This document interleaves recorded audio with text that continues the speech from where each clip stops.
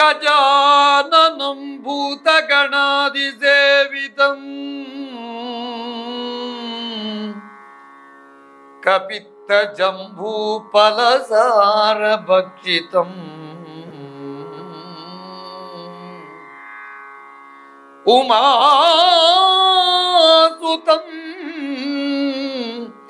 ಶೋಕ ವಿನಾಶ ಕಾರಣಂ ನಮಾಮಿ ವಿಘ್ನೇಶ್ವರ ಪಾದ ಪಂಕಜಂ ಗಣಪಾಯ.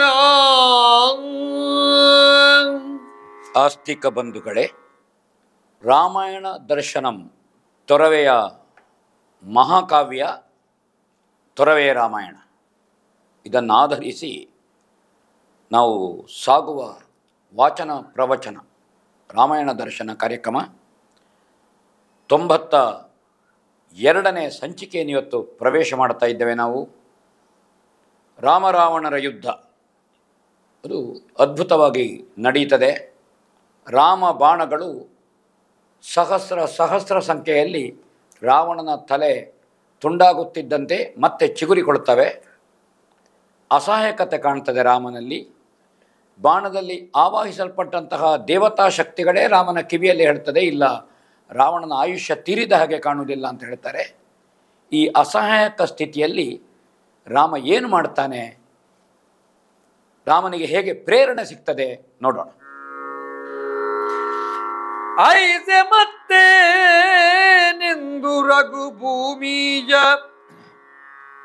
ಬಾರಿಸಿದದಿಗ ಚಿಲ್ತೆಯಲಾಶರಾಸನ ಕಂಬ ಹೂಡದೆ ರಿಪುಬಟೋತ್ತಮನ ಆಸುರದ ಮಗದುಗ್ರತ ಪದಾಯಾಸ ಮುಖದಲ್ಲಿ ಪಡೆದ ವರದ ವಿಲಾಸ ಕಚ್ಚರಿ ಒಟ್ಟು ಬೆರಗಾಗಿದ್ದ ನಿದಿರಿನಲ್ಲಿ ಈ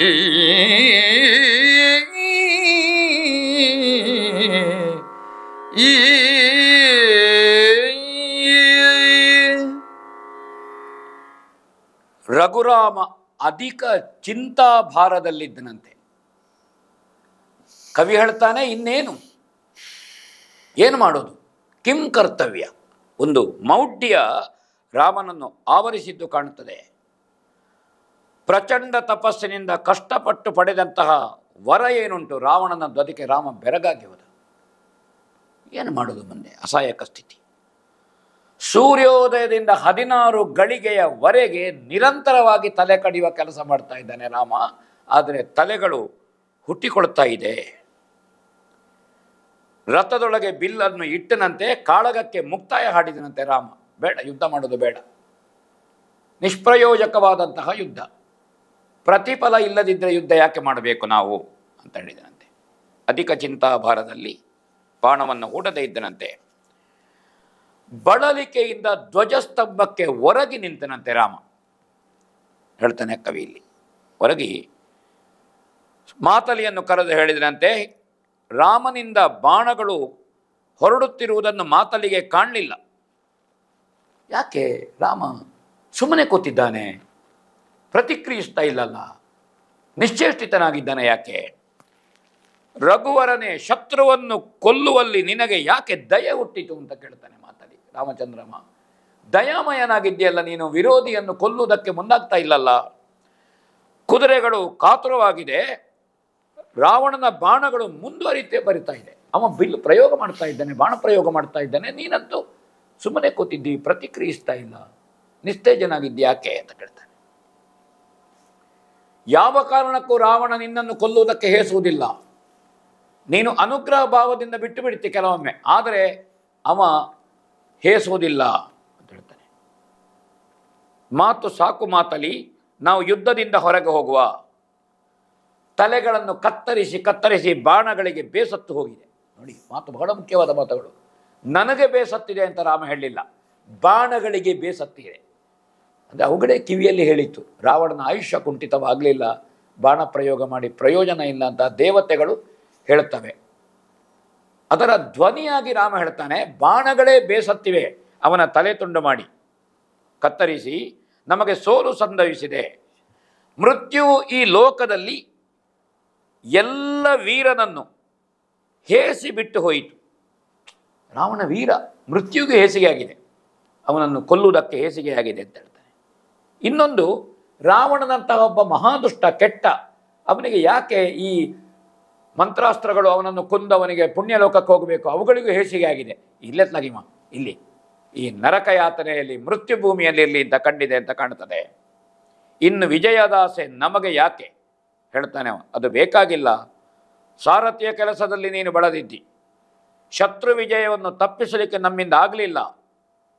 ಆ ಕಾರಣದಿಂದ ಅವನು ಹೇಳ್ತಾನೆ, ವಿಭೀಷಣ ದೇವ ಇಲ್ಲಿ ಬಾ ಅಂತ ವಿಭೀಷಣನ ಹತ್ರಕ್ಕೆ ಕರೆದರಂತೆ.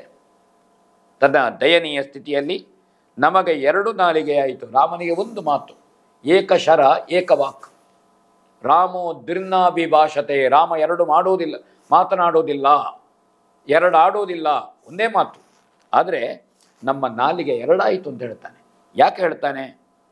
ನಿನಗೆ ಲಂಕೆಯ ಪಟ್ಟಾಭಿಷೇಕ ಮಾಡ್ತಾನೆ ಅಂತ ಹೇಳ್ತಾನೆ. ಆದರೆ ಅದು ಆಗುವುದಿಲ್ಲ ಅಂತ ಅರ್ಥ. ನಮ್ಮನ್ನು ಶರಣು ಹೊಕ್ಕವರಿಗೆ ಅಪಕೀರ್ತಿಯಾಯಿತು ಅಂತ ಹೇಳ್ತಾನೆ. ಮುಂದೇನು ಹೇಳ್ತಾನೆ ಕೆಲ, ಶರಣು ವಗು ನಿಮ್ಮಣ್ಣ ದೇವನ ಮರಳಿ ನಮ್ಮೊಡನಾಡಿ ಕೆಡಬೇಡೆರಡು ಕಡೆಯಲಿ ಕಷ್ಟತರವೇ ಮಗಾಯ್ತು ಲೋಕದಲ್ಲಿ ಕಿರಿದು ಬಳಲಿದಿ ಹೋಗೆನುತ ನಿಜ ಕರವ ಮುಗಿದು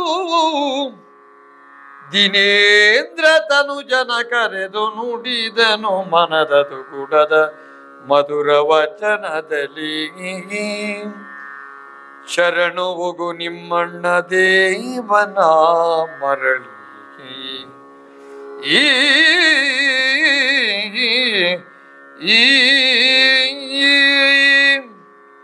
ಅತಿ ಮಾನುಷ ಶಕ್ತಿಯ ಮಾನುಷ್ಯ ಸ್ವರೂಪಿಯಾದ ರಾಮನ ಮಾನವ ಸಹಜವಾದಂತಹ ಮಾತುಗಳು ಭಾವಗಳನ್ನು ನಾವು ಇಲ್ಲಿ ಗಮನಿಸಬೇಕು.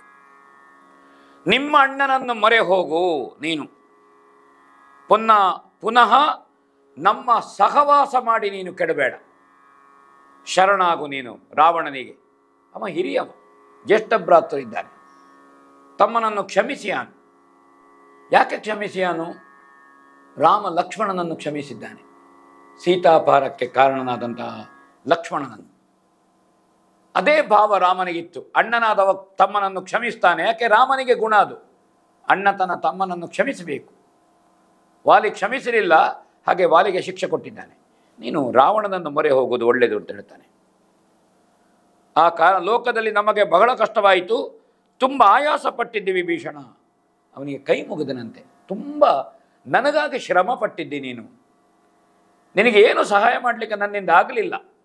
ಅದಕ್ಕಾಗಿ ನೀನು ನನ್ನ ಜೊತೆಯಲ್ಲಿ ನಿಂತು ರಾವಣನ ಆಗ್ರಹಕ್ಕೆ ಪಾತ್ರನಾಗಬೇಡ, ನೀನು ಹೋಗು ಅಂತ ಹೇಳ್ತಾನೆ. ಸುಗ್ರೀವನನ್ನು ಮಧುರವಾದ ಮಾತುಗಳಿಂದ ಮಾತಾಡಿಸ್ತಾನಂತೆ, ಕರೀತಾನಂತೆ ಹತ್ತಿರಕ್ಕೆ. ತುಂಬ ಮಧುರವಾಗಿ ಹೇಳಿದನಂತೆ, ನಾನು ಕಾಡಿನಲ್ಲಿ ಒಂದು ಮಾತು ಕೊಟ್ಟಿದ್ದೆ ಅಲ್ಲ ನಿನಗೆ, ಅದು ಮಾಡಿದ್ದೇನೆ. ಯಾವುದು? ನಿನಗೆ ಕಿಷ್ಕಿಂಧೆಯ ಪಟ್ಟ, ವಾಲಿಯನ್ನು, ದುಷ್ಟನಾದಂತಹ ವಾಲಿಯನ್ನು, ಕಾಮತಂತ್ರ ಪ್ರಧಾನವಾದ ಜೀವನ ನಡೆಸುವ ವಾಲಿಯನ್ನು ಕೊಂದು ಕೊಟ್ಟಿದ್ದೇನೆ. ಕೊಟ್ಟ ಮಾತು ಅದು ಮುಗಿಯಿತು ಇಂದಿಗೆ. ನೀನು ನನಗೆ ಹೇಳಿದ್ದಿ ಕಾಡಿನಲ್ಲಿ ನಾನು ಸಮಸ್ತ ಕಪಿ ಪರಿವಾರದೊಂದಿಗೆ ಸೀತಾನ್ವೇಷಣೆ ಮಾಡ್ತೇನೆ, ಸೀತೆಯನ್ನು ಬಂಧನ ಬಿಡಿಸುವಲ್ಲಿ ಸಹಾಯ ಮಾಡ್ತೇನೆ. ನಿನ್ನ ಸಹಾಯ ದೊಡ್ಡದೇ. ಸೀತಾನ್ವೇಷಣೆಗೆ ನೀನು ಸಹಕಾರ ಮಾಡಿದ್ದಿ, ಯುದ್ಧಕ್ಕೆ ಸಹಕಾರ ಮಾಡಿದ್ದಿ. ನಿನ್ನಲ್ಲಿ ಏನೂ ಅಪರಾಧ ಪ್ರಜ್ಞೆ ಬೇಡ, ನನ್ನಲ್ಲಿ ಋಣವೂ ನಿನಗಿಲ್ಲ. ಹೋಗು ನೀನು. ವಾಲಿ ನಿನ್ನ ಸಹೋದರನನ್ನು ಕೊಂದಿದ್ದೇನೆ ನಾನು, ಬೇಸರ ಮಾಡಬೇಡ ನೀನು. ನಡೆದು ಹೋಯ್ತು ಆ ಘಟನೆ, ಕಳೆದು ಹೋದಂತಹ ವಿಚಾರಗಳಿಗೆ ಯಾಕೆ ನಾವು ಮಾತಾಡೋದು? ಹಾಗೆ ಹೇಳ್ತಾನವ, ನಮ್ಮನ್ನು ಬೈಯದೆ ನಿನ್ನ ಅಣ್ಣನವಾಗ ಅಂಗದನನ್ನು ಕರ್ಕೊಂಡು ನೀನು ಕಿಷ್ಕಿಂಧೆಗೆ ಹೋಗಬಹುದು ಅಂತ ರಾಮ ವಿನೀತನಾಗಿ ಸುಗ್ರೀವನಿಗೆ ಕೈ ಮುಗಿಯುತ್ತಾನೆ. ಅದೇ ರೀತಿ ಸೇವೆಯಲ್ಲಿ ನಿನಗಿಂತ ಹೆಚ್ಚಿನವರು ಯಾರು ಅಂತ ಹನುಮಂತನ ತಗೊಂಡ ಸೇವಾ ದುರಂದರ, ಮಹಾಸೇವಕ ನೀನು. ಹಾಗಾದ ಕಾರಣ ನಿನ್ನನ್ನು ಮೀರಿಸುವ ಸೇವಾ ತತ್ಪರತೆ ಉಳ್ಳವರೇ ಇಲ್ಲ, ಸೇವಾಸಕ್ತರೇ ಇಲ್ಲ. ಮಹಾಸೇವಕ ನೀನು. ಆದರೆ ಏನು ಮಾಡೋದು, ನನಗೆ ಯೋಗ ಇಲ್ಲ. ನನ್ನ ಹಣೆ ಬರದಲ್ಲಿ ಸೀತೆಯನ್ನು ಪಡೆಯುವಂತಹ ಹಣೆ ಬರವೇ ನನಗಿಲ್ಲ. ಅದು ನಿಮ್ಮ ಸೇವೆಯ ಕೊರತೆಯಿಂದ ಅಲ್ಲ, ನನಗೆ ಯೋಗ ಇಲ್ಲ. ಉತ್ತಮ ಆಲೋಚನೆ, ಸಲಹೆ, ಸಮಾಧಾನ, ಕಪಿಸಂದೋಹವನ್ನು ತಿದ್ದುವುದು, ತೀಡುವುದು. ನಾನು ಸೋತ ಸಂದರ್ಭದಲ್ಲಿ ದಯನೀಯ ಸ್ಥಿತಿಯಲ್ಲಿ ನನಗೂ ನೀನು ಸಲಹೆ ಕೊಟ್ಟಿದ್ದಿ ಅಂತ ಜಾಂಬವರ ಹತ್ರ ಹೇಳ್ತಾನೆ. ನೀವು ನಮ್ಮ ತಂಡದಲ್ಲಿ ಹಿರಿಯರು, ವಯೋವೃದ್ಧರು, ಜ್ಞಾನಿಗಳು. ಆದರೆ ಏನು ಮಾಡೋದು, ನನಗೆ ಅರ್ಹತೆ ಬೇಡವೋ? ಸದ್ಭಾವನೆಗೆ ನೀವು ಹಕ್ಕುದಾರರು ಜಾಂಬವರು. ನಿಮ್ಮಲ್ಲಿ ಸದ್ಭಾವನೆ ಇದೆ, ಸಜ್ಜನಿಕೆ ಇದೆ, ಸರಳತೆ ಇದೆ, ಉನ್ನತ ಮಟ್ಟದ ಚಿಂತನೆ ಇದೆ. ಆದರೆ ನನಗೆ ಮಾತ್ರ ಅದನ್ನು ದೈವಹೀನನಾದೆ ನಾನು. ನನಗೆ ಯಾವ ಅವಕಾಶವೂ ಇಲ್ಲ, ಅದನ್ನೆಲ್ಲ ಪಡೆಯುವಂತಹ ಯೋಗ ಇಲ್ಲ, ಯೋಗ್ಯತೆ ಇಲ್ಲ. ದೈವಹೀನರಾದೆವು ಅಂತ ದೇವರೇ ಹೇಳುವುದು. ಬಹಳ ಅದು ಇದನ್ನು ಲೀಲೆ ಅಂತ ಕರೆಯುವಂತಹದ್ದು. ಹಾಗೆ ಅವರಿಗೆ ಹೇಳ್ತಾನಂತೆ, ಲಕ್ಷ್ಮಣನನ್ನು ಕರೀತಾನೆ ಕೇಳು. ತಮ್ಮ ಬಾ ಜಗವರಿಯಲು ನಯನೆಮ್ಮಿತೆಮ್ಮನ ಮನದಾವ ಮೋರೆಯಲೆಮ್ಮ ಮಾತೃತ್ರಯದ ಮುಸುಡನು ಗುರುಗಳಾನನವಾ ತಮ್ಮದಿರವದನವನು ಕಾವೆನು ತಮ್ಮ ಕೇಳೈ ತೆರಳು ನೀ ನಿನ್ನೆಮ್ಮೊಡನೆ ಬರ ಬಳಲಿಕೆಯ ಬಳಸದೆ ಪುರಕ್ಕೆ ತೆರಳಿಂದ ತಮ್ಮ ಬಾ ತಮ್ಮ ಬಾ ತಮ್ಮ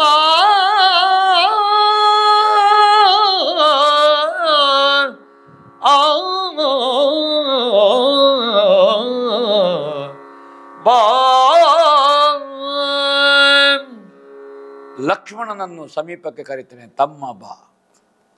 ನಮ್ಮ ಕೊರತೆ, ನಮ್ಮ ದೌರ್ಬಲ್ಯ, ನಮ್ಮ ಅಸಹಾಯಕತೆ ಜಗತ್ತಿಗೆ ಗೊತ್ತಾಯಿತು. ತಮ್ಮ ರಾಮ ಅಸಹಾಯಕ, ರಾಮನಲ್ಲಿ ದೌರ್ಬಲ್ಯ ಇದೆ, ನನ್ನಲ್ಲಿ ಕೊರತೆ ಇದೆ, ಇದು ಜಗತ್ತಿಗೆ ಗೊತ್ತಾಯಿತು.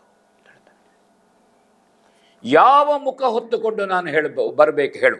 ಅಯೋಧ್ಯೆಗೆ 3 ಜನ ತಾಯಂದಿರಿದ್ದಾರೆ, ಗುರುಗಳಿದ್ದಾರೆ, ಭರತ ಶತ್ರುಘ್ನ ತಮ್ಮಂದಿರಿದ್ದಾರೆ, ದೊಡ್ಡ ಪ್ರಜಾಕೋಟಿ ಇದೆ.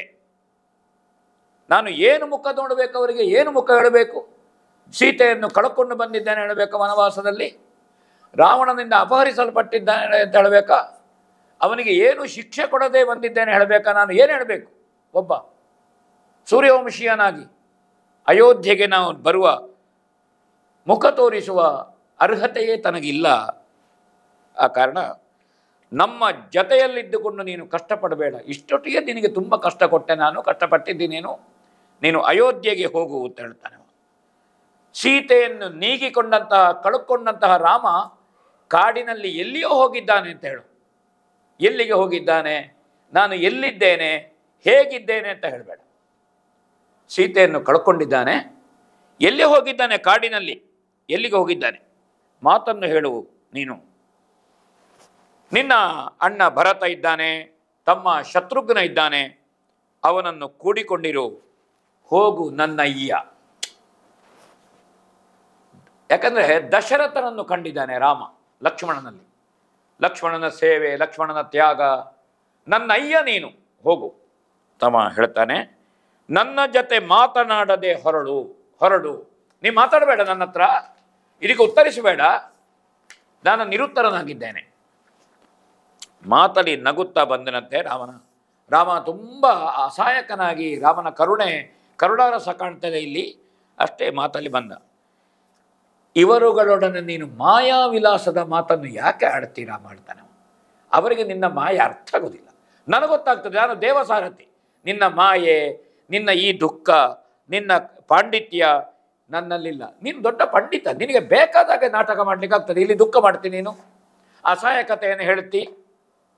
ಇದು ನನಗೆ ಅರ್ಥ ಆಗೋದಿಲ್ಲ. ನಮ್ಮ ಸಾಮರ್ಥ್ಯ ಅಲ್ಲ, ಇದರಲ್ಲಿ ವಂಚನೆ ಏಕೆ? ಹಿಂದೆ ಬ್ರಹ್ಮನೇ ಮೊದಲಾದಂತಹ ಸಮಸ್ತ ದೇವತೆಗಳ ಜತೆಗೂಡಿ ನಿನ್ನ ಬಳಿ ದೇವೇಂದ್ರ ಬಂದು ವಿಜ್ಞಾಪಿಸಿಕೊಂಡದ್ದು ನನಗೆ ನೆನಪುಂಟು ಅಂತ ಹೇಳ್ತಾನೆ. ನೀನು ಯಾರು ಅಂತ ನನಗೊತ್ತುಂಟು. ಕೇಳೋಣ. ನೀ ಹೊಸಬ ನೀವರ್ಗಳಿಗೆ ದಿಟ ನೀಗೆ ಹೊಸಬ ನೀವರ್ಗಳಿಗೆ ದಿಟ ನೀ ಹೊಸಬನೇ ತನಗಿನಿತು ಮಿಗೆ ಮಾನುಷ ಚರಿತ್ರ ವಿಧಾತೃ ಪಿತನಿದರಿಯನೇ ತಾನು ಬಿಸುಟ ಚಾಪವ ತಳಿದು ಕೋ ಸಂಧಿಸು ಸಂಧಿಸು ಜರಾವಳಿಯ ಅಯ್ಯ ಹೊಸಬನೇ.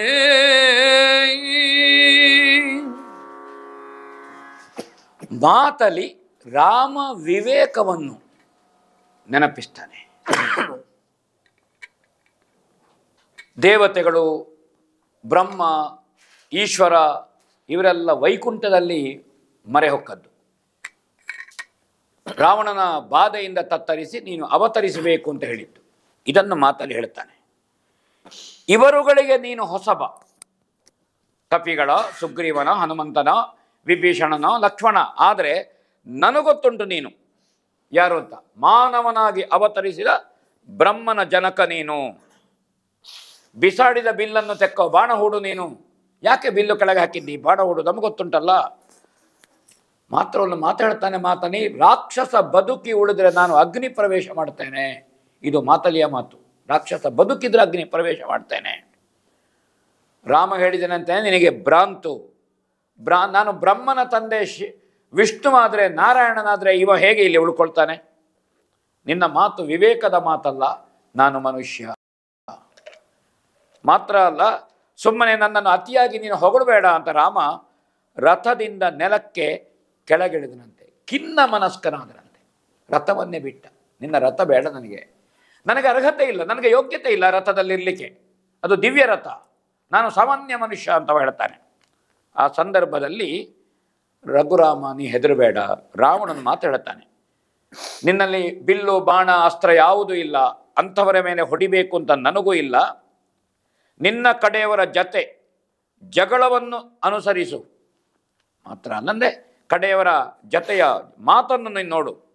ಮತ್ತೆ ನೀನು ವೀರನಾಗಿ ಯುದ್ಧಕ್ಕೆ ನಿಂತರೆ, ಬಿಲ್ಲುಬಾಣಗಳನ್ನು ಧರಿಸಿದರೆ ದೇವತೆಗಳು ಮೆಚ್ಚುವಂತೆ ನಾನು ಯುದ್ಧ ಮಾಡ್ತೇನೆ ಅಂತ ರಾವಣ ಯುದ್ಧದಿಂದ ನಿವೃತ್ತಿಯನ್ನು ಘೋಷಿಸಿದನಂತೆ. ಈ ಭಾಗದಲ್ಲಿ ನಾವೀಗ ಏನು ನೋಡ್ತೇವೆ, ಇದು ವಾಲ್ಮೀಕಿಯಲ್ಲಿ ಭಿನ್ನವಾಗಿದೆ. ಇದು ತೊರವೆಯ ಕಲ್ಪನೆಯನ್ನು ನಾನು ಹೇಳ್ತೇನೆ. ಹಾಗೆ ರಥದಿಂದ ನೆಲದ ಮೇಲೆ ಇಕ್ಕಿದ ಯಾರು ಬ್ರಹ್ಮನ ಅಪ್ಪಣೆಯಿಂದ ಮಹರ್ಷಿಗಳಾದಂತಹ ಅಗಸ್ತ್ಯರು, ಕುಂಭ ಸಂಭವರು ಯುದ್ಧ ಭೂಮಿಗೆ ಬರ್ತಾರೆ ಅಂತ ಕವಿ ಹೇಳ್ತಾನೆ. ಕೇಳೋಣ. ಬಲ್ಲೆವಾ ನಿಲ್ಲುವನು ಸಾಕ್ಯಲ್ಲಿ ಪರ್ಯಂತರ ಸುರಾಳಿಯನಲ್ಲೇ ಬಾರಿಸಬೇಡ ಬಿಡು ನರನಾಟಕ ಸ್ಥಿತಿಯ ಬಲ್ಲಿ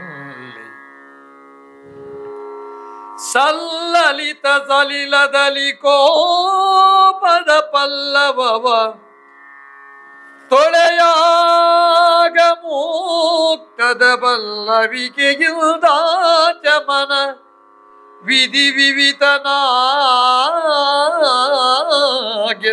ಬಂದೆ ನಾವು ನಿನ್ನವನು ಸಾಕು ಬಲ್ಲೆ ಬಲ್ಲೆನು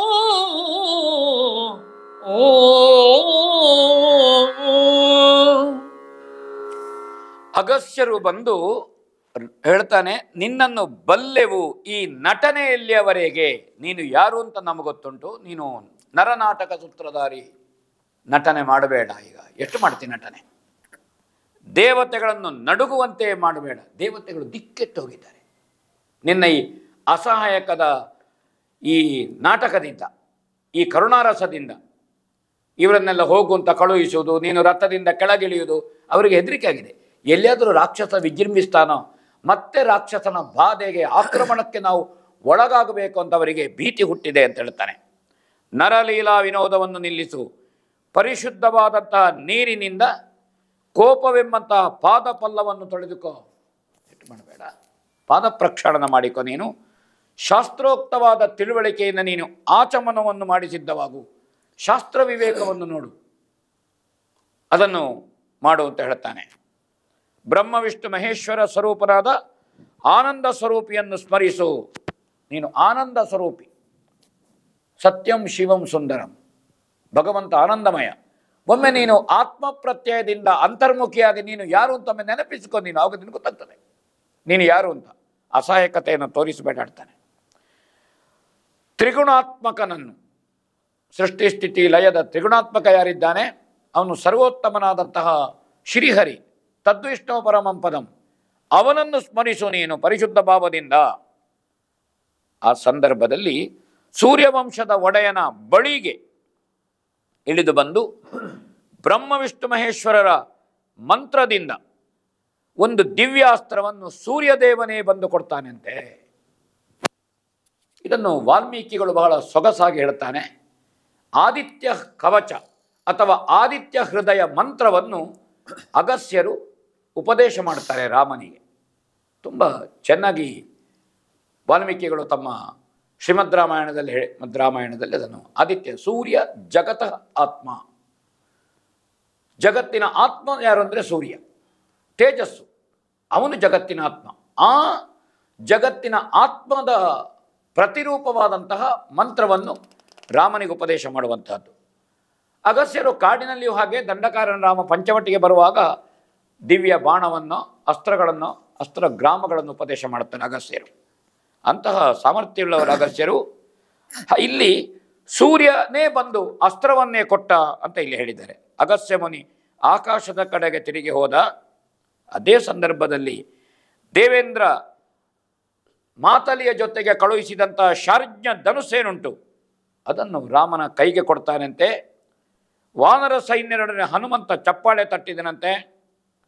ರಾಘವನ ಬಲಭುಜದಲ್ಲಿ ಶಿವ, ಎಡಭುಜದಲ್ಲಿ ಬ್ರಹ್ಮ, ಮುಖದಲ್ಲಿ ಅಗ್ನಿ, ಹೀಗೆ ಯಾರು ದೇವತೆಗಳು ಬೇರೆ ಬೇರೆ ರೀತಿಯಿಂದ ರಾಮನಲ್ಲಿ ಆವೇಶಗೊಂಡ್ರಂತೆ.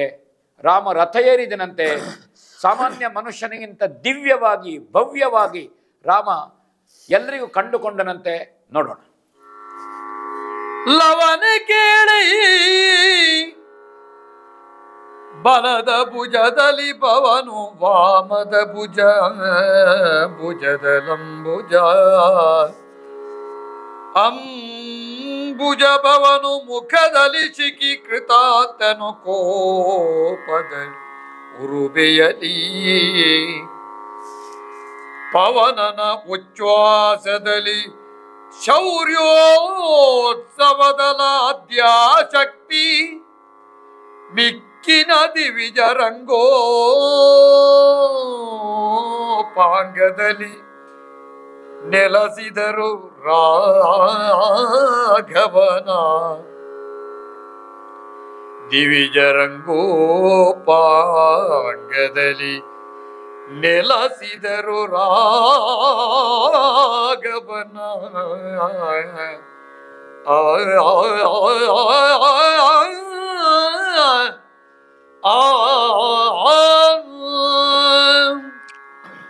ಬಲಭುಜದಲ್ಲಿ ಶಿವ, ಎಡಭುಜದಲ್ಲಿ ಬ್ರಹ್ಮ, ಮುಖದಲ್ಲಿ ಅಗ್ನಿ, ಕೋಪದ ರಭಸದಲ್ಲಿ ಯಮ, ಉಚ್ಛ್ವಾಸದಲ್ಲಿ ವಾಯು, ಶೌರ್ಯೋತ್ಸಾಹದಲ್ಲಿ ಆದಿಶಕ್ತಿ, ಉಳಿದ ಮುಕ್ಕೋಟಿ ದೇವತೆಗಳು ರಾಮನ ಅಂಗೋಪಾಂಗದಲ್ಲಿ ಆವಾಹನೆಗೊಂಡರು.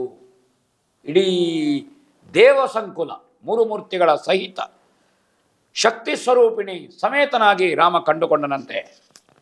ಶಾರ್ಜ್ಞ ಧನುಸ್ಸನ್ನು ತೆಕ್ಕೊಂಡ ಮಹಾವಿಷ್ಣುವು ರಾಕ್ಷಸ ಸಂಹಾರವನ್ನು ಮಾಡುವಾಗ ಹೊಂದಿದಂತಹ ಶಾರ್ಜ್ಞ ಧನುಸ್ಸನ್ನು ತೆಕ್ಕೊಳ್ತಾನೆ.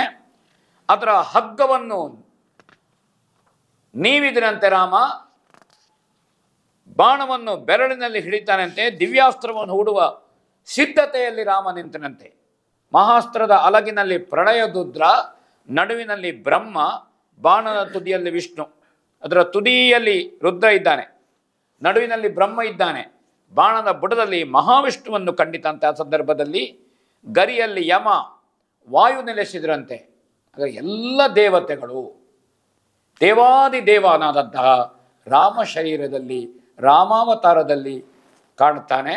ಆ ಸಂದರ್ಭದಲ್ಲಿ ವಿಶ್ವರೂಪಿಯಾದ ರಾಮ ಹೇಗೆ ಕಾಣುತ್ತಾನೆ ಅಂತೊಮ್ಮೆ ವಿಶ್ವತೋ ಮುಖನಾದ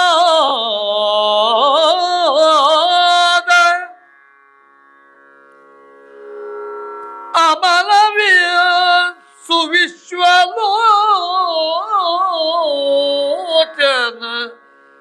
ಆದನು.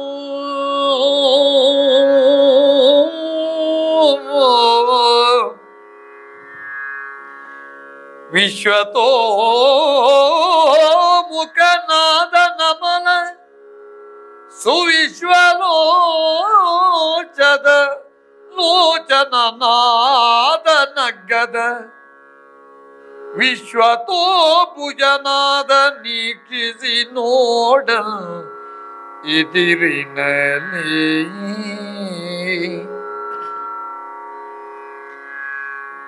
ವಿಶ್ವತಕ್ರಮನಾದನಾದನು ವಿಶ್ವಮೂರುತಿ ಗಗನ ಶಿಖಿ ಪೃಷದಶ್ವಜಲ ತತ್ವಾತ್ಮನಾಗಿರಿ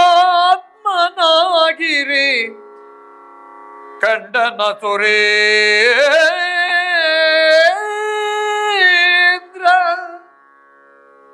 ಕಂಡ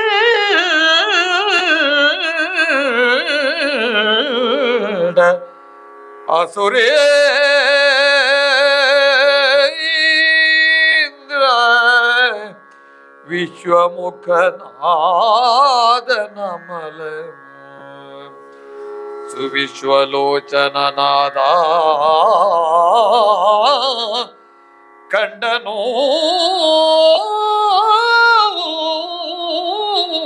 ಓ ಓ ಓ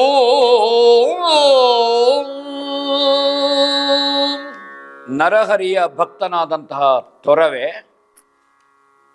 ಬಹಳ ಈ ಭಾಗವನ್ನು ತುಂಬ ಅಪೂರ್ವವಾಗಿ ಇಲ್ಲಿ ಕರುಣಾರಸ ಅಂದರೆ ಭಕ್ತಿಯ ಇದನ್ನು ಹರಿಬಿಡ್ತಾನೆ ತೊರವೆ.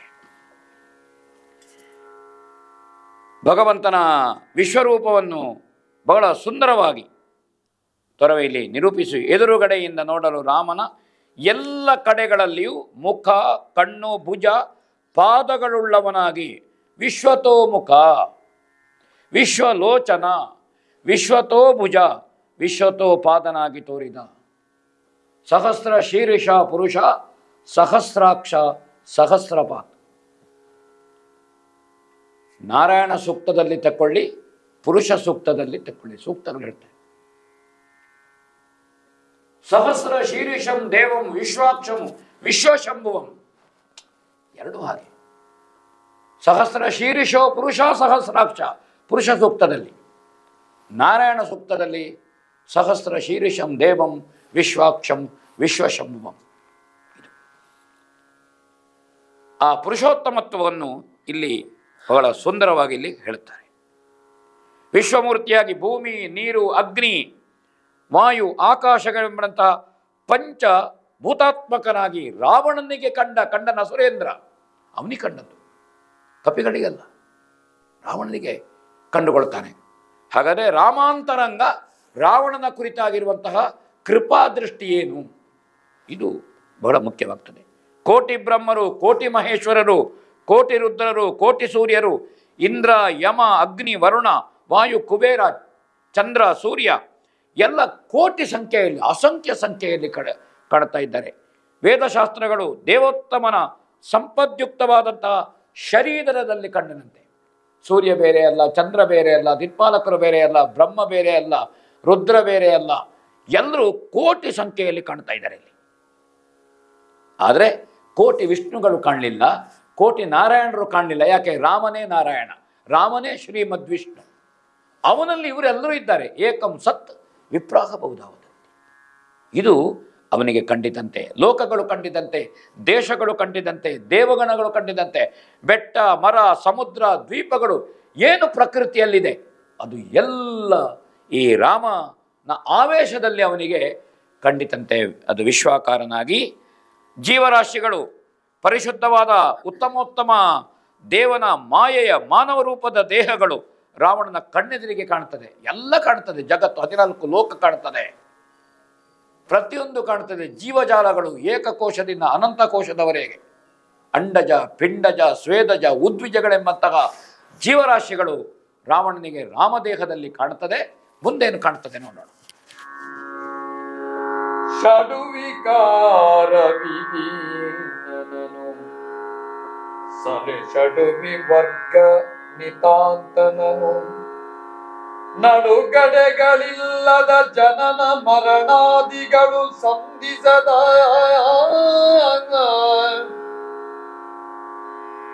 ನುಡಿಗೆ ನಿಲ್ಲದ ನಿಗಮ ನಿಖರಗಳು ಎಡಗಿ ಕಾಣದ ತತ್ವಮಯದು ದುಗ್ಗಣದ ದೈವವ ಕಂಡ ನಿದಿರಿನ ನಾದಶಗ್ರೀವ ಕಂಡನೋ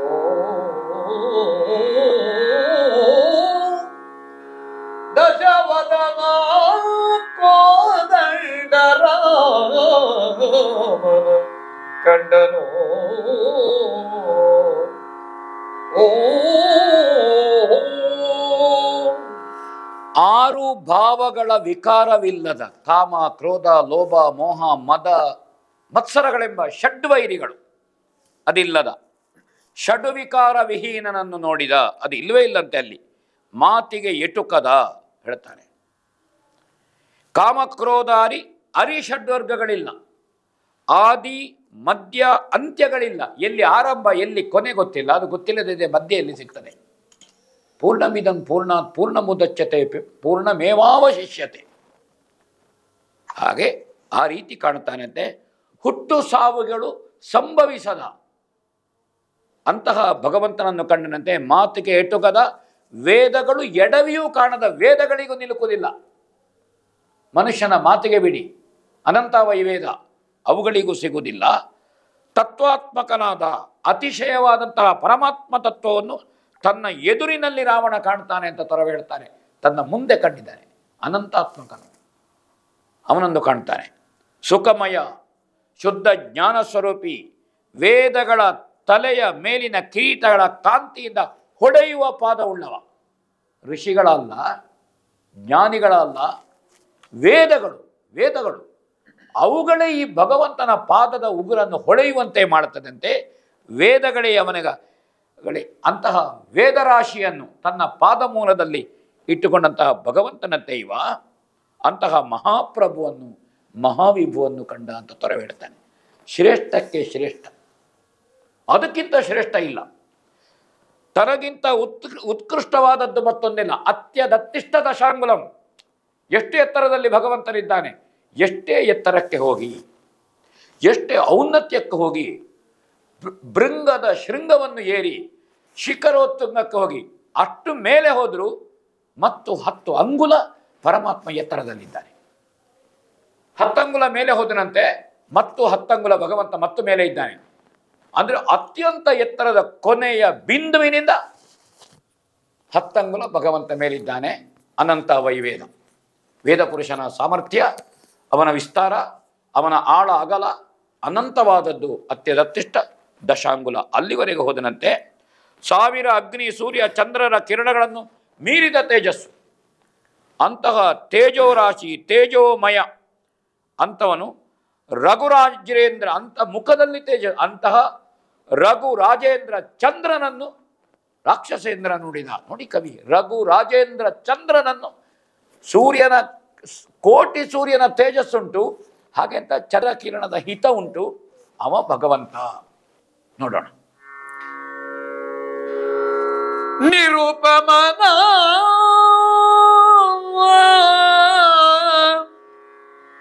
ನಿರ್ಮಿತ ಚರಣ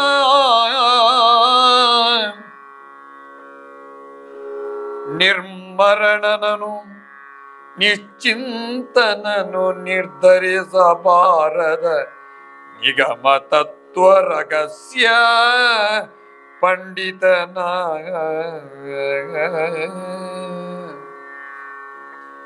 ನಿರುಪಮನ ನಿರ್ಮತ್ಸರನ ನಿರ್ಮರಣನು ನಿಶ್ಚಿಂತನನು ನಿರ್ಧರಿಸಬಾರದ ನಿಗಮ ತತ್ವ ರಹಸ್ಯ ಪಂಡಿತನ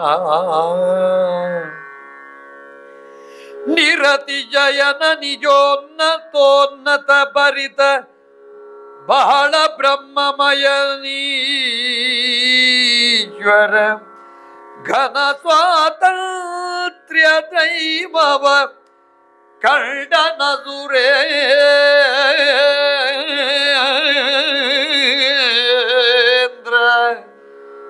ಕೋದಂಡರಾಮನ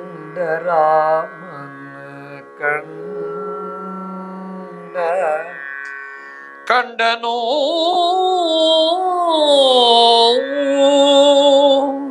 ನಿರುಪಮ. ಉಪಮೆಗೆ ಸಿಲುಕುವುದಿಲ್ಲ. ಇದಕ್ಕೆ ಮತ್ತೊಂದಿಲ್ಲ ಉಪಮೆ ಮಾಡಲಿಕ್ಕೆ. ಒಂದನೇಯ ಅಲ್ಲ, ಒಂದು ಅದ್ವೈತ, ಅದಕ್ಕೆ ಮತ್ತೊಂದಿಲ್ಲ. ಅಂತಹ ಹೋಲಿಕೆಗೆ ಸಿಗದ ದ್ವೇಷರಹಿತನನ್ನು, ಸಾವಿಲ್ಲದ ನಿಶ್ಚಿಂತನನ್ನು ಅವ ಕಾಣ್ತಾನಂತೆ. ಸಾಮಾನ್ಯರು ನಿರ್ಧರಿಸಲಾಗದ ರಹಸ್ಯ ವೇದ ತತ್ವಜ್ಞಾನಿ, ಅತಿಶಯವಿಲ್ಲದ, ಹಾಗೆ ಅಂತ ಉತ್ತಮಕ್ಕಿಂತ ಉತ್ತಮವಾದ, ಉತ್ತಮೋತ್ತಮವಾದ, ಅದಕ್ಕೆ ಅತಿಶಯವೇ ಬೇಡ. ಇಲ್ಲದೇ ಇದ್ದದ್ದನ್ನು ಅತಿಶಯವಾಗಿ ಇಲ್ಲಿ ಉಂಟು, ಇದು ಸಾದೃಶ್ಯ, ಇದಕ್ಕೆ ವಿಶೇಷಣ ಬೇಡ. ಉತ್ತಮಕ್ಕಿಂತ ಉತ್ತಮ, ಇದಕ್ಕಿಂತ ಅದು ಉತ್ತಮ ಅಲ್ಲ, ಇದು ಸರ್ವೋತ್ತಮ, ಇದು ಪುರುಷೋತ್ತಮ. ಇಂತಹದ್ದು ರಾವಣ ಕಂಡನಂತೆ, ಬ್ರಹ್ಮಮಯನಾಗಿ ಕಂಡನಂತೆ, ಈಶ್ವರನಾಗಿ ಕಾಣುತ್ತಾನೆ. ಹಾಗೆ ಅಂತ ಸರ್ವತಂತ್ರ ಸ್ವತಂತ್ರನೇ ಇವ. ನಮಗೆ ಬ್ರಹ್ಮನಾಗಿಯೋ ಈಶ್ವರನಾಗಿಯೋ ಕಾಣುವುದು, ಆದರೆ ಸರ್ವತಂತ್ರ ಸ್ವತಂತ್ರನಿದ್ದಾನೆ. ಬ್ರಹ್ಮನೇ ಅವ, ಶಿವನು ಅವ, ದೇವ ಎಲ್ಲ ಅವನೇ ಬೇರೆ ಬೇರೆಯಾಗಿ ಕಾಣುವಂತಹದ್ದು. ಆದರೆ ಅದು ಒಂದು ಏಕಂ ಸತ್, ಸತ್ಯ ಒಂದೇ, ತತ್ ಸತ್. ನಾಮರೂಪಾತ್ಮಕವಾದ ಜಗತ್ತಿನಲ್ಲಿ ಅವನೇ ಬ್ರಹ್ಮ, ಅವನೇ ಶಿವ, ಅವನೇ ದೇವತೆ, ಎಲ್ಲವೂ ಅವನೇ. ಪ್ರತಿಯೊಂದು ಒಂದು ದೊಡ್ಡ ತೇಜೋರಾಶಿಯಿಂದ ಅನೇಕ ಜ್ಯೋತಿಗಳನ್ನು, ದೀಪಗಳನ್ನು ಉರಿಸಿದ ಹಾಗೆ ಅವೊಬ್ಬನೇ. 1000 ಕುಂಭದಲ್ಲಿ ಕಾಣುವ ಸೂರ್ಯನಂತೆ ಅಂತ ಅರ್ಥ ಅದು. ಅಂತಹ ಉತ್ತಮೋತ್ತಮನಾದಂತಹ ಭಗವಂತನು ಕೋದಂಡರಾಮನನ್ನು ಕಂಡ ಅಸುರೇಂದ್ರ. ಕೋದಂಡರಾಮನನ್ನು ಕಂಡ, ಮೂಲ ರಾಮನನ್ನು ಕಂಡ. ಯಾರು ಮೂಲ ರಾಮ? ಮಹಾವಿಷ್ಣುವೇ ಮೂಲ ರಾಮ. ರಾಮ ಎಂಬಂತಹ ವ್ಯಕ್ತಿ ದಶರಥನ ಮಗನಾಗಿ ಹುಟ್ಟಿದ್ದು ಮತ್ತೆ, ಆದರೆ ರಾಮ ಎಂಬಂತ ಹೆಸರು ಮೊದಲೇ ಬಂದಿದೆ. ಸೋಮಶೇಖರ ತನ್ನ ಭಾಮೆಗೆ ಬೇಡಿದ ಮಂತ್ರ ಯಾವುದು? ರಾಮ ಮಂತ್ರ. ಅನರಣ್ಯಕ ಹೇಳಿದ್ದು ಯಾರು? ದಶರಥನ ಮಗನಿಂದ ಮರಣ ಅಂತ ರಾಮನನ್ನು ಮೊದಲೇ ಅವ ಹೇಳಿದ್ದಾನೆ. ಅದಕ್ಕಿಂತ ಹಿಂದೆ ಹೋದರೆ ಶಾಪಗ್ರಸ್ತಳಾದಂಥ ಅಹಲ್ಯೆಗೆ ಗೌತಮರು ಹೇಳಿದ್ದಾರೆ, ರಾಮ ಹುಟ್ಟುತ್ತಾನೆ. ನಮಗೆಲ್ಲ ನಾವು ಹುಟ್ಟುವುದು ಮೊದಲು, ನಾಮಕರಣ ಮತ್ತೆ. ಆದರೆ ಭಗವಂತನಿಗೆ ನಾಮಕರಣ ಮೊದಲೇ ಆಗಿದ್ರೆ ಭಗವಂತ ಅವತರಿಸಿದ್ದು ಮತ್ತೆ, ಅದು ಮೂಲ ರಾಮ. ಆ ಕಾರಣದಿಂದ ಇದನ್ನು ನಾವು ಕಾಣುತ್ತೇವೆ. ಈತನಾದರ ಹುಟ್ಟು ಸಾವುಗಳನ್ನು ಮೀರಿದವನು, ಮಾಯಾಮಹಿಮ, ಉತ್ತಮ ಗುಣಗಳುಳ್ಳವ, ಪುರಾತನ ಪುರುಷ, ವೇದ ಪುರುಷ, ಇದಕ್ಕಿಂತ ಹಿಂದೆ ಇಲ್ಲ. ಇವನೇ ಅನಾದಿ, ಇವನೇ ಆದಿ, ಎರಡೂ ಹೌದು. ಇವನ ಅನಂತ. ಇನ್ನು ಸಂದೇಹ ಯಾಕೆ? ಸ್ವಸ್ವರೂಪ ಜ್ಞಾನ ಬಂತಂತೆ ಅವನಿಗೆ. ನಮಗೆ ವಿರೋಧ ಉಂಟಾದದ್ದು ಯಾವುದು? 3 ಜನ್ಮದಲ್ಲಿ ಸನಕ ಸನಂದರ ಶಾಪ, ಬ್ರಹ್ಮಮಾನಸ ಪುತ್ರರ ಶಾಪ, ಅದನ್ನು ಕಳೆಯಬೇಕಾಗಿ ಬಂದಿದೆ. ಹೆದರಿಕೆ ಬೇಡ, ಮೋಕ್ಷವನ್ನು ಸೂರೆಗೊಳ್ಳುವುದು ನಮಗೆ ಮುಖ್ಯ ಅಂತ ರಾವಣ ವಿವೇಕ ಜಾಗೃತವಾಯಿತು. ಕೇಳೋಣ. ಘೋರತರ ನಾನಾಮುಖಂಗಳ ಸೈರಣಿಯ ಯೋನಿಗಳ ಉದಿಸಿದು ತೀರದಿಗ ಭವದ ದುಃಖ ಪರಂಪರಾವೃತದ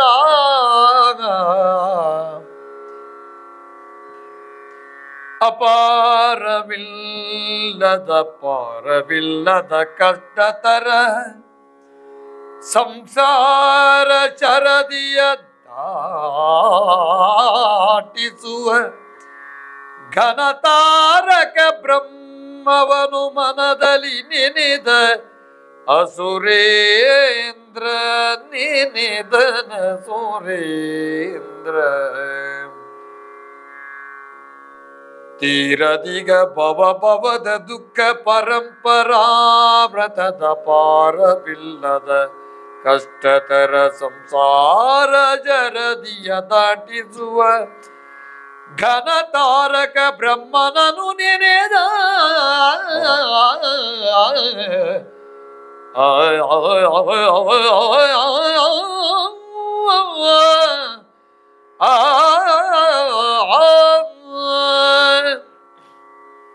ನಾನಾ ಯೋನಿಗಳಲ್ಲಿ ನಾವು ಹುಟ್ಟುತ್ತೇವೆ, ಸ್ತ್ರೀ ಗರ್ಭದಲ್ಲಿ ನಾವು ಹುಟ್ಟುತ್ತೇವೆ. ಮತ್ತೆ ಪುನರಪಿ ಜನನಂ ಪುನರಪಿ ಮರಣಂ, ಮತ್ತೆ ಹುಟ್ಟು ಮತ್ತೆ ಸಾವು.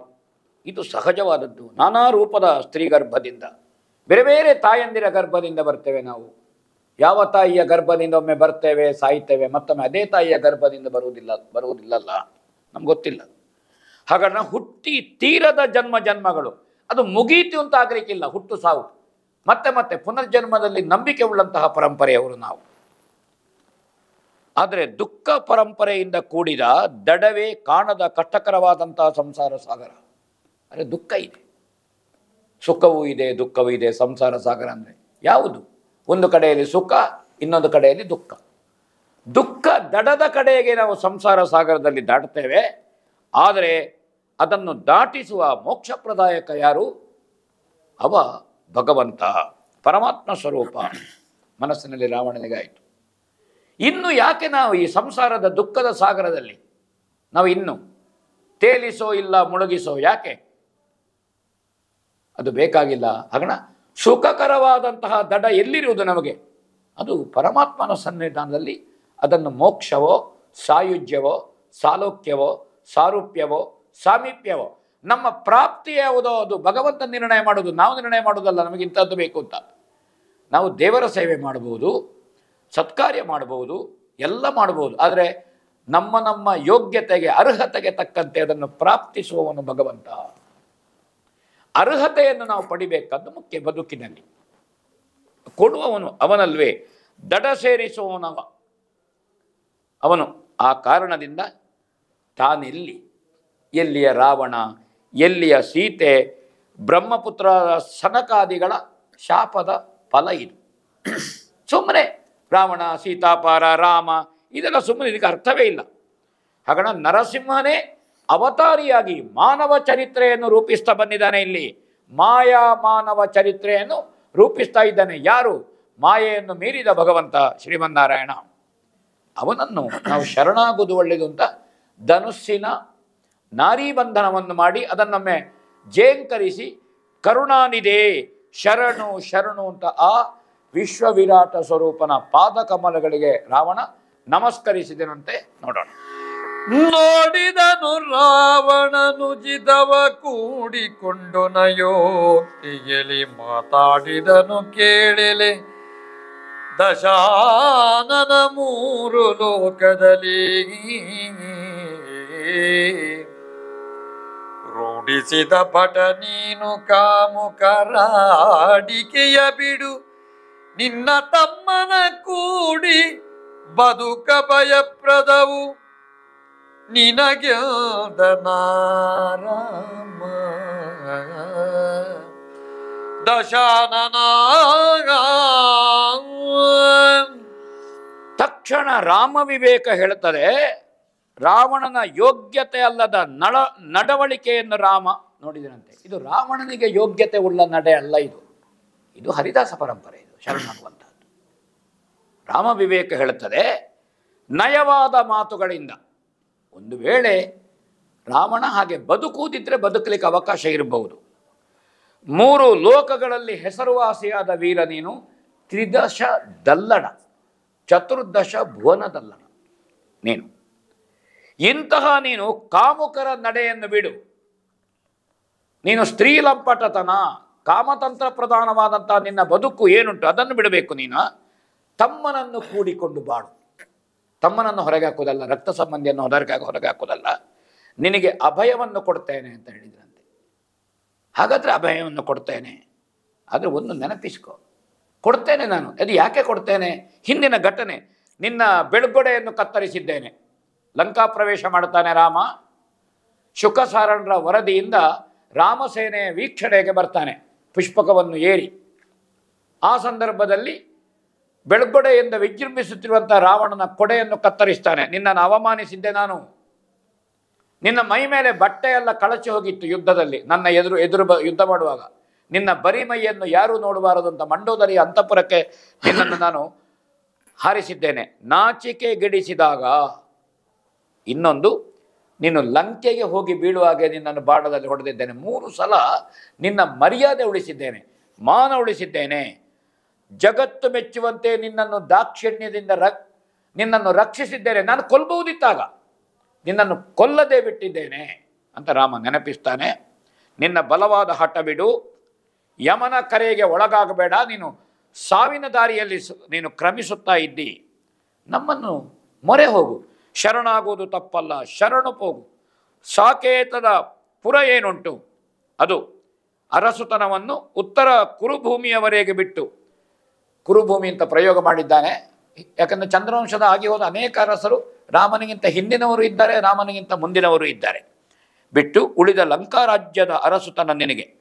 ಏನು ಸಾಕೇತ ಏನಿದೆ ಆ ಸಾಕೇತ ಬಿಟ್ಟು ಉಳಿದ ಲಂಕಾ ರಾಜ್ಯದ ಅರಸುತನ ನಿನಗೆ. ನಮ್ಮಲ್ಲಿ 2 ಮಾತಿಲ್ಲ. ಲಂಕೆಯಲ್ಲಿ ಆಡಳಿತ ಮಾಡೋದು, ನಿನ್ನನ್ನು ಕಸಿದುಕೊಳ್ಳುವ ಉದ್ದೇಶ ನನಗಿಲ್ಲ. ನಮಗೆ ಅಧಿಕಾರ ವಿಸ್ತರಿಸುವ ಆಲೋಚನೆಯೂ ಇಲ್ಲ. ಹಾಗಾಗಿ ಕಿಷ್ಕಿಂಧೆಯಲ್ಲಿ ವಾಲಿಯನ್ನು ಕೊಂದು ರಾಮ ಅಲ್ಲಿ ಕೂತಿದ್ದಾನು, ವಿಭೀಷಣ ಪಟ್ಟಾಭಿಷೇಕ ಮಾಡಿದ್ದಾನೆ. ಅಥವಾ ಲಂಕೆಯಲ್ಲಿ ರಾವಣನನ್ನು ಕೊಂಡು ಆಡಳಿತ ಮಾಡುವ ಆಲೋಚನೆ ಇಲ್ಲ, ವಿಭೀಷಣನಿಗೆ ಪಟ್ಟಾಭಿಷೇಕ ಮಾಡಿದ್ದಾನೆ. ಅಲ್ಲಿ ಸುಗ್ರೀವನಿಗೆ ಪಟ್ಟಾಭಿಷೇಕ ಮಾಡಿದ್ದಾನೆ ಕಿಷ್ಕಿಂಧೆಯಲ್ಲಿ. ಹಾಗಾದ ಕಾರಣ ನಮಗೆ ಆ ಆಲೋಚನೆ ಇಲ್ಲ. ಅಂಗದರ ಮೂಲಕ ಹೇಳಿ ಕಳುಹಿಸಿಯ ವಚನವನ್ನು ನಾವು ತಪ್ಪುವುದಿಲ್ಲ. ಸಂಧಾನದಲ್ಲಿ ಒಂದು ಮಾತು ಹೇಳಿದ್ದಾನೆ ಅಂಗದನಲ್ಲಿ, ಇನ್ನಾದರೆಮ್ಮನ್ನು ಕಂಡು ಸೀತೆಯನ್ನು ಒಪ್ಪಿಸಿ ವಿಭೀಷಣನನ್ನು ಕೂಡಿದರೆ ಬಂದ ಸೇನೆ ಹಿಂದೆ ಹೋಗ್ತದೆ ಅಂತ ಮಾತು ಏನುಂಟು, ಇದನ್ನು ಬ್ರಹ್ಮನ ಅಂತ್ಯದವರೆಗೆ ನಾವು ರಕ್ಷಿಸ್ತೇವೆ. ಆದರೆ ನೀನು ಶರಣಾಗಬೇಕು.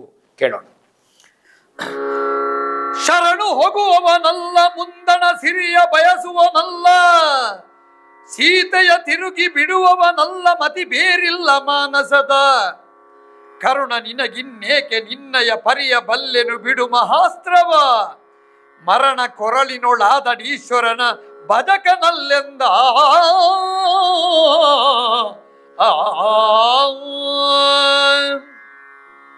ಸಿಟ್ಟು ಬಂತಂತೆ ರಾವಣನಿಗೆ. ಶರಣಾದಂತಹ ರಾವಣನಿಗೆ ಇದು ವಿಶ್ವರೂಪನಾದಂತಹ ಭಗವಂತನ ಮಾತಲ್ಲ, ಇದು ದಶರಥನ ಮಗ ರಾಮನ ಮಾತು ಅಂತ ಗೊತ್ತಾಯ್ತು ಅವನಿಗೆ. ಓ, ಇದು ಅಯೋಧ್ಯೆಯ, ಯಾಕಂದ್ರೆ ನಾನು ಸಾಕೇತದಲ್ಲಿರ್ತೇನೆ ಬರುವುದಿಲ್ಲ ಅಂತ ವಿಶ್ವರೂಪಿಯಾದ ಭಗವಂತ ಹೇಳಿದಾಗೆ ಅವ ವೈಕುಂಠದ ಸುದ್ದಿ ಮಾತಾಡಬೇಕು, ಇವ ವೈಕುಂಠದ ಸುದ್ದಿ ಮಾತಾಡೋದಿಲ್ಲ, ಇವ ಅಯೋಧ್ಯೆಯ ಸುದ್ದಿ ಮಾತಾಡ್ತಾನೆ. ಹಾಗಾದ್ರೆ ಹೇಳ್ತಾನೆ, ನಾನು ಶರಣು ಬರುವಂತಹ ಪ್ರಶ್ನೆ ಇಲ್ಲ, ಮೊರೆ ಹೋಗೋದಿಲ್ಲ. ಮುಂದಿನ ಸಂಪತ್ತು, ಕಣ್ಣ ಮುಂದೆ ಇರುವಂತಹ ಲಂಕೆ, ಅದರ ಅಧಿಕಾರ, ಅದರ ಪಟ್ಟ, ಆ ಸಂಪತ್ತನ್ನು ನಾನು ಬಯಸುವುದಿಲ್ಲ. ಮುಂದಿನ ಸಂಪತ್ತು ನನಗೆ ಬೇಡ. ನೀನು ಹೇಳುವಂಥದ್ದು ಸೀತೆಯನ್ನು ಬಿಡುವ ಪ್ರಶ್ನೆ ಇಲ್ಲ. ನಾನು ಬಿಟ್ಟರೆ ಅಪಹರಿಸಿದ್ದು ಸುಳ್ಳು ಅಂತಾಗ್ತದ, ಆಗೋದೇ ಇಲ್ಲ. ಹಾಗಾದ ಕಾರಣ ಬಿಡುವುದಿಲ್ಲ. ನನ್ನಲ್ಲಿ ಬೇರೆ ಯೋಚನೆ ಬೇಡ, ನಿನ್ನ ಕರುಣೆ ಬೇಕಾದ್ದು. ಕಾಮಿತದ ಬೇರು ಅಂದರೆ ಕಾಮ ಅಂತ ಏನುಂಟು, ಆ ಕಾಮ ಈಗಾಗಲೇ ನಾನು ಅನುಭವಿಸಿ ಆಗಿದೆ, ಅದಕ್ಕೆ ಶಿಕ್ಷೆಯೂ ಆಯಿತು. ಅದರ ಬೇರು, ಅದರ ವಾಸನೆಯೂ ಇಲ್ಲ, ಅದರ ಮೂಲವೇ ಇಲ್ಲ, ಅದು ಕಿತ್ತು ಹೋಗಬೇಕು. ಮತ್ತೊಮ್ಮೆ ಕಾಮ ಜಾಗೃತ ಆಗಬಾರದು ನನ್ನಲ್ಲಿ. ಹಾಗಾದ ಬೇರನ್ನು ನೀನು ತೆಗಿಬೇಕು ಹೇಳ್ತಾರೆ. ಈ ರೀತಿಯನ್ನು ನಾನು ಬಲ್ಲೆ. ಮಹಾಸ್ತ್ರವನ್ನು ಬಿಡು, ನನ್ನ ಕೊರಳಿನಲ್ಲಿ ನನಗೆ ಸಾವು ಬರಬೇಕು. ನಾನು ಸಾವು ಬಾರದಿದ್ದರೆ ಶಿವನ ಭಕ್ತ ಅಲ್ಲ, ಸಾವು ಬರಲೇಬೇಕು ನನಗೆ ಶಿವನ ಭಕ್ತನಾಗಿ ಹೇಳ್ತಾನೆ. ಅಷ್ಟು ಪಕ್ಕ ರಾಮ ಕೊಲ್ಲುವುದಿಲ್ಲ. ಅವ ತನ್ನ ದಿವ್ಯತೆ ಏನುಂಟು, ಆ ಅತಿ ಮಾನುಷ ಏನುಂಟು ವಿಶ್ವರೂಪ, ಅದನ್ನು ಅಡಗಿಸಿದನಂತೆ. ಒಬ್ಬ ಸಾಮಾನ್ಯ ರಾಮನಾಗಿ, ದಶರಥನ ಮಗನಾಗಿ ಅವ ಹೇಳ್ತಾನೆ, ವಿಭೀಷಣ ದೇವ ಇವ ಮೂರ್ಖರ ತಿಲಕ, ಸಾವನ್ನು ಬಯಸ್ತಾನೆ. ಆದರೆ ನಿನ್ನ ಅಣ್ಣನನ್ನು ಕೊಲ್ಲಲೋ ಅಲ್ಲ, ಕೊಲ್ಲಬೇಡಬೇಡು. ಒಂದೇ ತಾಯಿಯ ಮಕ್ಕಳು, ಸಹೋದರಿಯ ಅಪೂರ್ವವಾದದ್ದು, ರಕ್ತ ಸಂಬಂಧ ಮತ್ತೊಮ್ಮೆ ಸಿಗುವುದಿಲ್ಲ. ಅಣ್ಣ ಸತ್ತರೆ ಪುನಃ ಪಡೀಲಿಕ್ಕಾಗೋದಿಲ್ಲ, ತಮ್ಮನನ್ನಾದರೂ ಪಡಿಬಹುದು. ಅಣ್ಣನನ್ನು ಅವ ಜ್ಯೇಷ್ಠ ಭ್ರಾತೃ ಪಿತೃ ಸಮಃ, ಕರುಣಿನ ಸಂಬಂಧ ಇದೆ ನಿಮಗೆ, ನಿನ್ನ ಅಭಿಪ್ರಾಯ ಹೇಳು. ನನ್ನಾಣೆ ನಿನಗೇನು ದಾಕ್ಷಿಣ್ಯ ಬೇಡ. ನಾನು ರಾಮನಲ್ಲಿ ಹೇಗೆ ಹೇಳೋದಂತ, ಅಣ್ಣನನ್ನು ಉಳಿಸಬೇಕೋ ಕೊಲ್ಲಬೇಕೋ ಅಂತ ಕೇಳ್ತಾನೆ. ಪುನಃ ಪುನಃ ಎಲ್ಲಿಯವರೆಗೆ ವಿಚಾರ ಮಾಡುತ್ತಾ ಕುಳಿತಿರೋದು ಸ್ವಾಮಿ? ಅಣ್ಣನ ಹಠ, ಪೌರುಷ ಎಂಬ ಕರುಣೆ ಅದು ಯಾವುದು ಬೇಡ ಅಂತ ಹೇಳ್ತಾನೆ ಅವ. ನಾವು ದೇವರ ಸೇವಕರು, ನೀನು ಗುರುಗಳ ಹಾಗೆ, ನೀನು ಭಗವಂತ, ನಮ್ಮನ್ನು ಅನುಸರಿಸದೆ ನಿಮ್ಮ ಕಾರ್ಯವನ್ನು ಬೇಗ ಮಾಡಬೇಕು ಅಂತ ವಿಭೀಷಣ ಹೇಳ್ತಾನೆ. ಕೇಳೋಣ. ಎನಲು ಶರಣನ ನಂಬುಗೆಯ ನಿಜ ಮನದ ಮತಿಗತಿ ಪರಿಣಮಿಸಿ ನಿನಗೆ ದೋಷವು ಬಾರದೆಲೆ ಸುಮನಸರ ಸಾಕ್ಷಿಯಲಿ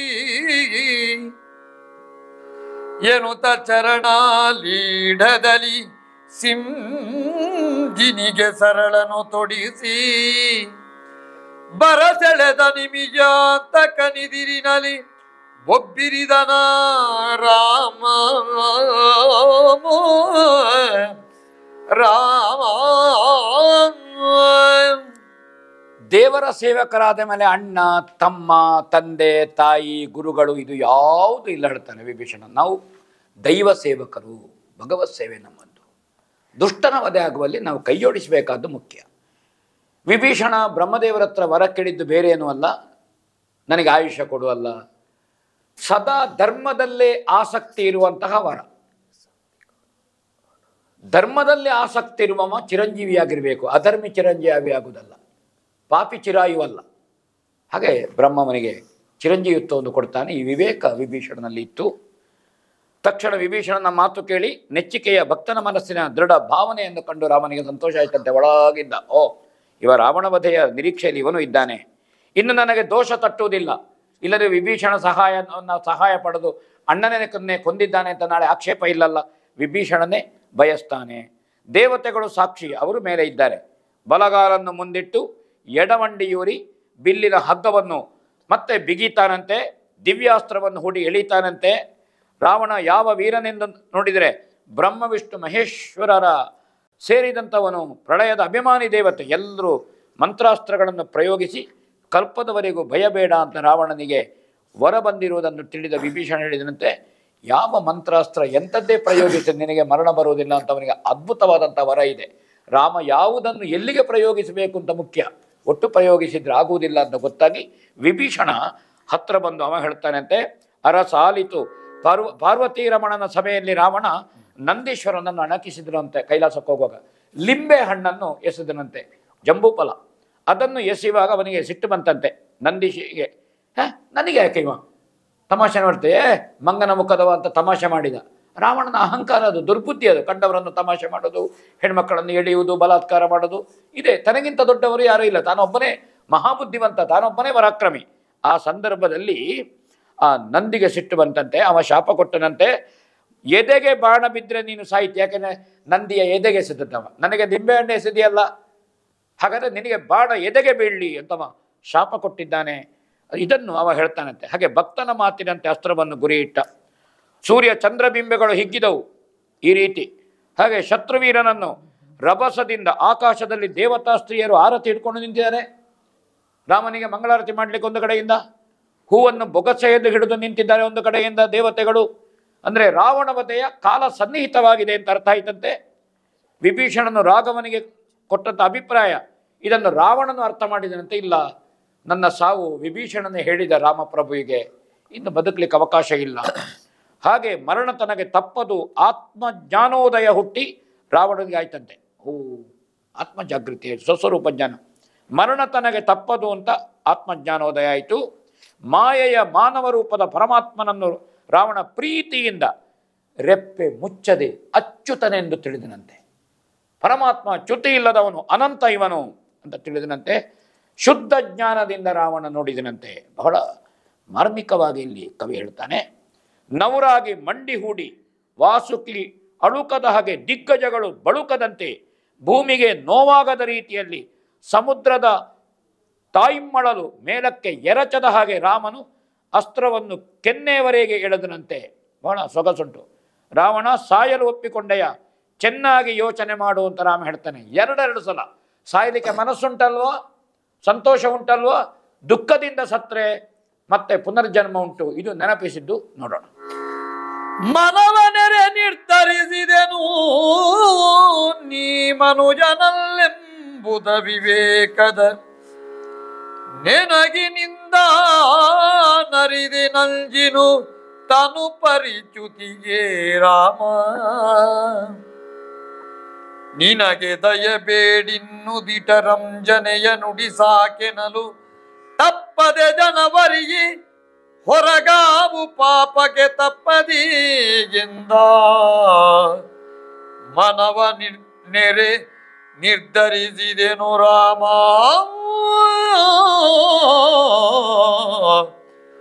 ರಾಮ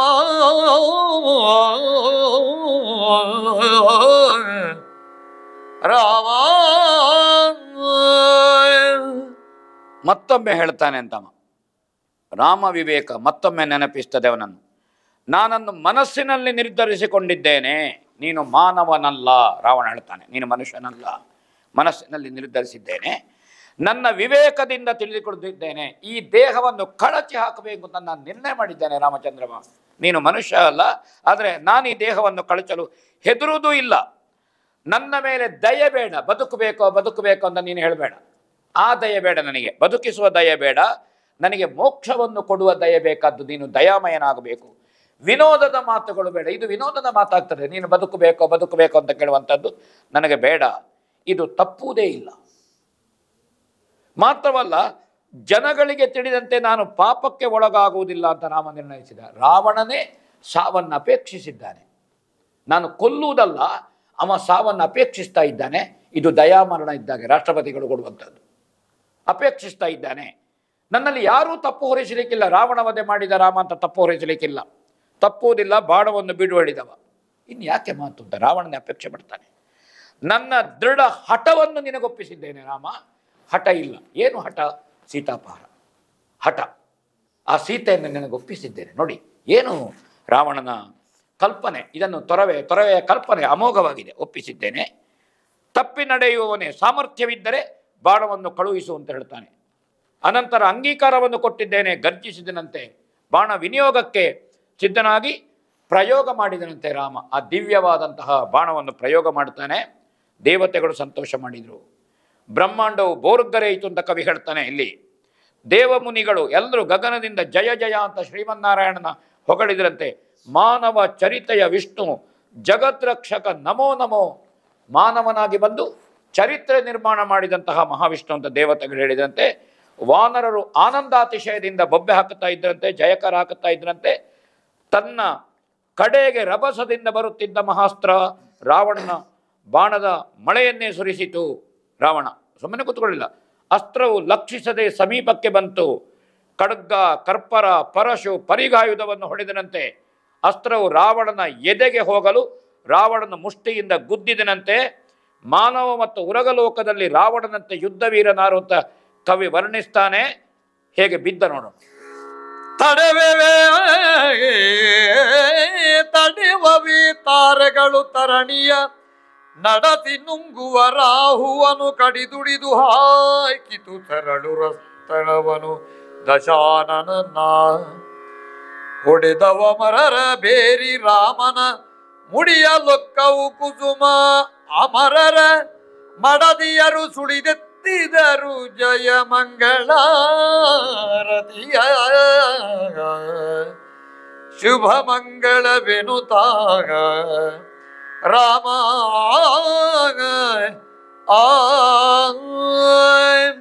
ಸೂರ್ಯನನ್ನು ನುಂಗುವಂತ ರಾಹುವನ್ನು ನಕ್ಷತ್ರಗಳು ತಡೆಯಬಲ್ಲವೇ ಅಂತ ತೊರವೆ ಹೇಳುತ್ತಾನೆ.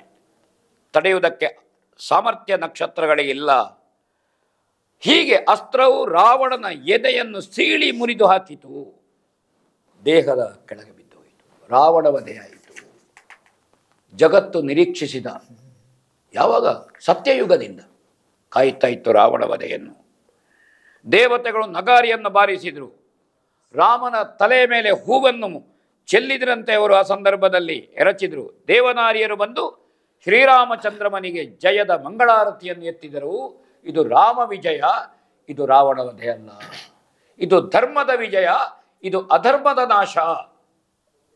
ಬಹಳ ಅಪೂರ್ವವಾದಂತಹ ಈ ರಾವಣ ವಧೆಯ ಭಾಗವನ್ನು ತೊರವೆ ಚಿತ್ರಿಸಿದ್ದು ತುಂಬ. ಈ ತೊರವೆ ತನ್ನ ರಾಮಾಯಣಕ್ಕೆ ಕೊಟ್ಟಂತಹ ಈ ಮೂಲಕವಾಗಿ ದೊಡ್ಡ ಕೊಡುಗೆಯನ್ನು ಸಾರಸ್ವತ ಲೋಕಕ್ಕೆ ತೊರವೆ ಒಪ್ಪಿಸಿದ್ದಾನೆ. ಆ ಕವಿಗೆ ನಾವು ಕೈ ಮುಗಿಯೋಣ. ಆ ಕವಿಯ ಆರಾಧ್ಯ ಮೂರ್ತಿ ತೊರವೆಯ ನರಹರಿಯನ್ನು ಸ್ತುತಿ ಮಾಡೋಣ. ರಾಮಾಯ ರಾಮಭದ್ರಾಯ ರಾಮಚಂದ್ರಾಯ ವೇದಸಿ ರಘುನಾಥಾಯ ನಾಥಾಯ ಸೀತಾಯ ಪದಯೇ ನಮಃ. ರಾಮ ಆ